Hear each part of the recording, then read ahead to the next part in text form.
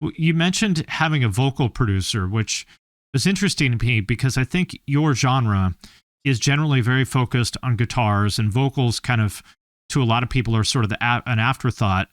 Yeah. Clearly, you've put a lot of effort into the lyrics and the vocals, throughout your career, but it seems like especially on this album. Yeah. Can you talk about that?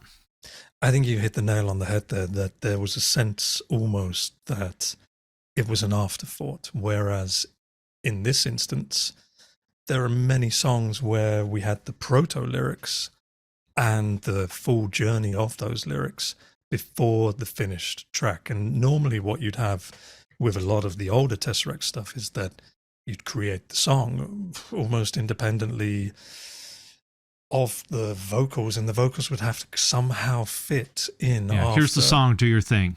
Yeah, and that's not right for somebody of Dan, our vocalist's capacity. Yeah, he's great. I mean, I think he may be the MVP, for lack of a better term, of this album. I agree with that, yeah. I think, or at least he's been given the space to do what he can do. And not just that, he's been pushed as well to do that by the people we're working with. They kind of broke him down into some sense and put him back together in a way that was allowing him to not really worry about stepping on people's toes. And because of the person that he is, he wasn't doing that anyway. So it was somehow finding the confidence to allow him to be vulnerable, which is a really important gift that I hope he takes from this production to everything that he does. It doesn't just have to be Tesseract, it's all the other things that he does. I hope he can continue with that, because it certainly kind of opened a door to not a character, but a side of him that I think he should embrace, which is almost about trying less and just allowing more to come out. Which is kind of the theme of the album, right? Yeah, again, man, just being okay with the things that you want to say. Well, it's interesting with like vocals, because, to that point, it's like in every other genre of music, the vocals are the centerpiece. Yeah. And it's almost like in this genre, you have to be like, hey, it's all right if you want to, like, if you want to be in the spotlight as the vocalist, like, that's okay. Yeah. And I hear, like, the biggest word that came to me listening to this album was restraint. That it felt like you were doing exactly what you said, is like making room for the vocals in a way that is very rare in this genre. True.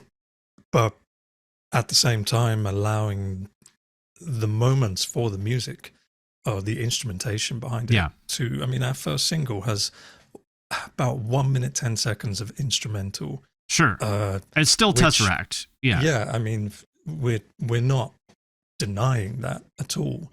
But definitely there are some tracks on this album that would be shit without the vocal performance that are on them, that are part of it.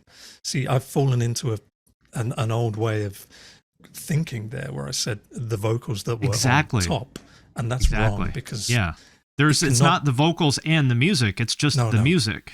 They've got to be in accord with each other. They have to hold hands and walk that path.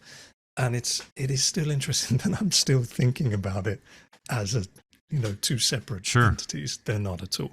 We are a complete band, and we need to celebrate that and embrace that, especially when you have somebody of Dan's capacity to, the things he can do now that he could not do at the start of our career.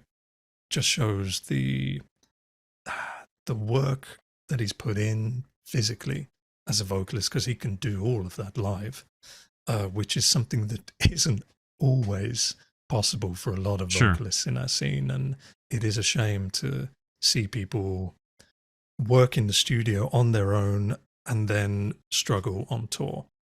Now, of course, he's going to have trouble just with the nature of physical limitations and getting tired and all that stuff. 6 weeks on tour, exactly.